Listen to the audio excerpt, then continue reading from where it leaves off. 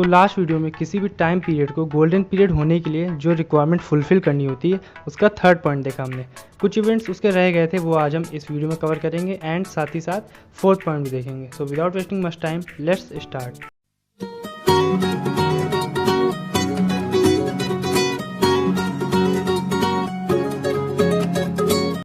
तो इस साल मैंने सिर्फ जमकर पढ़ाई नहीं की थी, बल्कि कुछ ऐसी एक्टिविटीज़ की थी जिनको मैं लाइफ टाइम नहीं भूल सकता।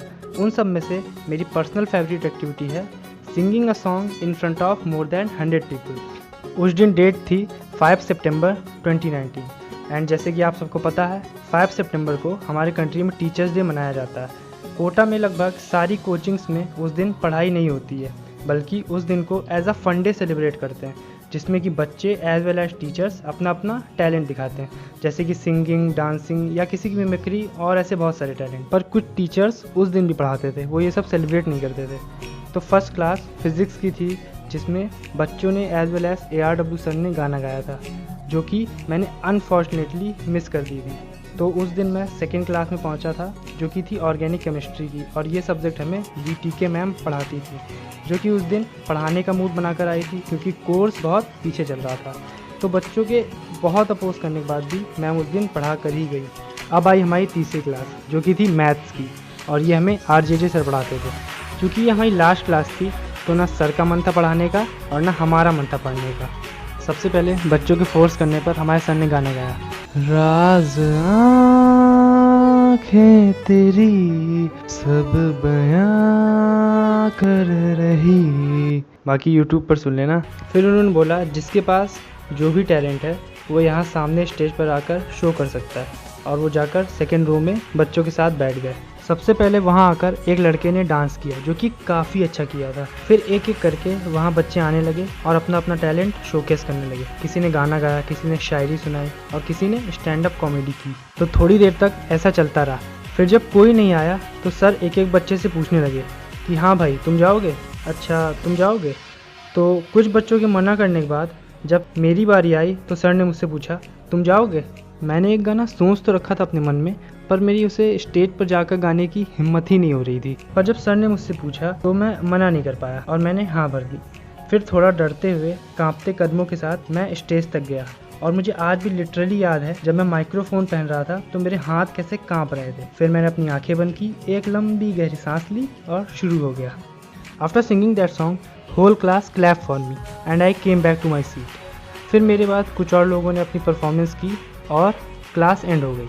So at the end of the class, most of the students are clicking photo with their friends and our math teacher, and I also want to click a photo with RJJ sir, but I was totally helpless because of this. So then I observed everyone peacefully for a while and then I left that class and came back to my hostel. तो ये था वो event जिसको मैं life long कभी नहीं भूल सकता। अब आप सब ये पूछेंगे कि भाई तूने ये तो बताया नहीं कि तूने कौन सा गाना गाया था। कोई बात नहीं, अब बता देता हूँ, इनफैक्ट सुना ही देता हूँ।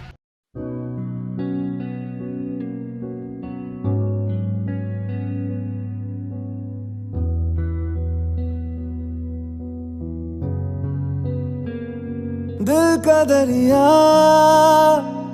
बह ही गया, इश्क इबादत बन ही गया। खुद को मुझे तू सौंप दे, मेरी जरूरत तू बन गया। गाने की बात चली ही है तो उससे रिलेटेड मैं आपको एक छोटा सा किस्सा बताना चाहता हूँ। तो हमेशा से ही मुझे गाने सुनने का बहुत शौक था, जो कि ज़्यादातर लोगों को होता है। पर कोटा में तो मेरे पास ये सैमसंग का कीपैड वाला मोबाइल था, वो भी बहुत पुराना वर्जन, जो कि SD कार्ड सपोर्ट नहीं करता है। कभी कभी मेरे हॉस्टल के बगल वाले रूम में जो लड़का रहता था वो अपने मोबाइल में गाने चलाता था, तो मैं अपने रूम का थोड़ा सा दरवाज़ा खोल लेता था ताकि थोड़ा बहुत मैं भी सुन सकूँ। बट ऐसा बहुत कम बार होता था, तो मैंने इस प्रॉब्लम का एक परमानेंट सोल्यूशन निकाला and I am sure that उसको सुनने के बाद आप सभी को थोड़ा अजीब लग सकता है, but I actually used to do that. तो मैं अपने इसी मोबाइल में गाने सुनता था, पर कैसे सुनता था आप सब खुद ही देख लीजिए। गाना कॉपी करने के लिए कोई भी की दबाएं, शुल्क लागू। तेरे बिन अपना लेंगे। तो ये देखने के बाद आप सब यही सोच रहे होंगे कि कुछ भी, बट यही सच है।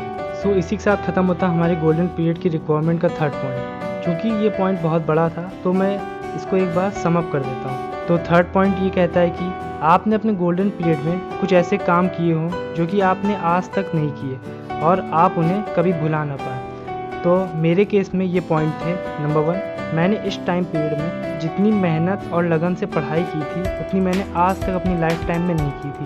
नंबर 2, जो सब्जेक्ट मुझे आज तक कभी समझ ही नहीं आया वो मेरा फेवरेट बन गया। Number 3, I perform in front of a crowd. So third point आप में से कुछ लोगों के लिए एक आम बात होगी, बट मेरी लाइफ का ये एक बहुत खास इवेंट था। मैं उन बच्चों से नहीं था जो कि स्कूल टाइम में इन सब चीज़ों में पार्टिसिपेट करता रहता था और स्टेज परफॉर्मेंस देता था, बल्कि मैं उनमें से था जिसने आज तक ऐसा कुछ भी नहीं किया था, जिसको स्टेज फियर था। तो मेरे लिए ये एक बहुत बड़ी बात है। तो और भी मेरे साथ ऐसे बहुत सारे इवेंट हुए हैं, बट उन सबको यहाँ कवर करना पॉसिबल नहीं, तो कभी और देखेंगे। तो अब आते हैं अपने फोर्थ एंड लास्ट पॉइंट की तरफ, विच स्टेट्स दैट आपके सुनहरे समय की एक अनवांटेड एंडिंग हो जाए जो कि आप कभी नहीं चाहते। But nothing is eternal in this world, everything has a and. मेरे साथ भी कुछ ऐसे ही हुआ। तो ये बात है लास्ट वीक ऑफ अक्टूबर की, जब दिवाली की हॉलीडेज़ होने वाली थी। तो दिवाली की छुट्टियां लगभग 10 से 15 दिन की होती है, जिसका कोटा के स्टूडेंट्स बेसब्री से इंतज़ार करते हैं और अप्रॉक्स 90 to 95% स्टूडेंट्स अपने घर जाते हैं, जिसके चलते कोटा का कोचिंग वाला एरिया बिल्कुल खाली हो जाता है। छुट्टियां होने के लगभग 15 से 20 दिन पहले कुछ इस तरह की बातें होने लगती हैं क्लास में, जैसे कि बस से जाएं या ट्रेन से जाएं। अगर ट्रेन से जाएं तो कोटा पटना से जाएं या कानपुर बांद्रा से जाएं। अगर बस से जाएं तो एसी से जाएं या नॉन एसी बस से जाएं। तो मेरे बैच में भी कुछ ऐसी ही बातें चल रही थी, बट मैं ये सब नहीं सोच रहा था क्योंकि मैं 1 साल कोटा में रह चुका था और मुझे ये अच्छे से पता था कि दिवाली का टाइम कितना ज़्यादा प्रीशियस होता है रिवीजन के लिए। तो इसलिए मैं घर नहीं जा रहा था और मैंने एक प्लान तैयार करके रखा था कि मुझे छुट्टी में कौन कौन से नए चैप्टर तैयार करने हैं और कौन कौन से चैप्टर रिवाइज करने हैं जो कि मैं भूल चुका था। सब कुछ सही चल रहा था। फिर कुछ यूँ हुआ कि अक्टूबर के मंथ में कोटा में डेंगू बहुत लार्ज स्केल में फैल गया। मेरी क्लास के कुछ बच्चे भी इसका शिकार हो चुके थे। तो दिवाली के दिन नज़दीक आ रहे थे और कोटा धीरे धीरे खाली होता जा रहा था और मैंने अपनी पूरी तैयारी कर ली थी कि छुट्टी के किस दिन मुझे कौन कौन से चैप्टर पढ़ने हैं। डेंगू कुछ इस कदर बढ़ चुका था कि जितने बच्चे घर ना जाकर उस वक्त कोटा में रुके थे वो सब डेंगू की चपेट में आ चुके थे। मुझे भी ये डर लग रहा था कि अगर मुझे डेंगू हो गया तो पूरा 1 हफ्ता खराब हो सकता है या फिर उससे भी ज़्यादा। और फिर आखिर वो दिन आ ही गया जब दिवाली की छुट्टी होने से 1 दिन पहले मुझे भी डेंगू हो गया। मेरा पूरा 1 हफ्ता खराब हो गया। मैंने छुट्टियों को लेकर जितने भी प्लान बना रखे थे सब धरा का धरा ही रह गया। Then after recovering from dengue because of some unwanted circumstances which at that time are taking place in my life, which I am not going to mention here, मैं कभी पहले जैसे मेहनत कर ही नहीं पाया।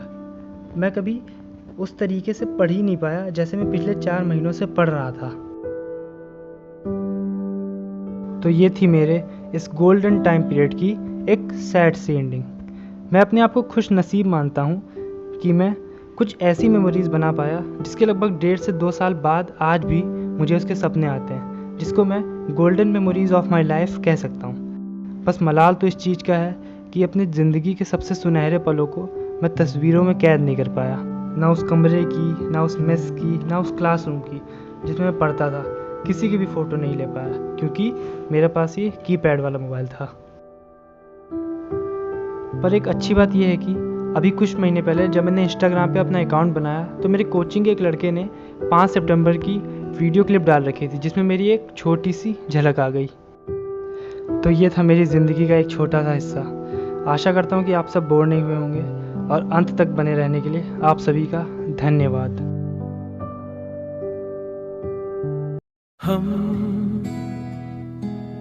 रहे या ना रहे कल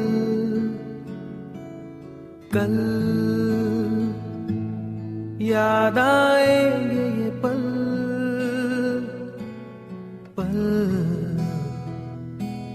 ये है प्यार के पल। चल आ मेरे संग चल।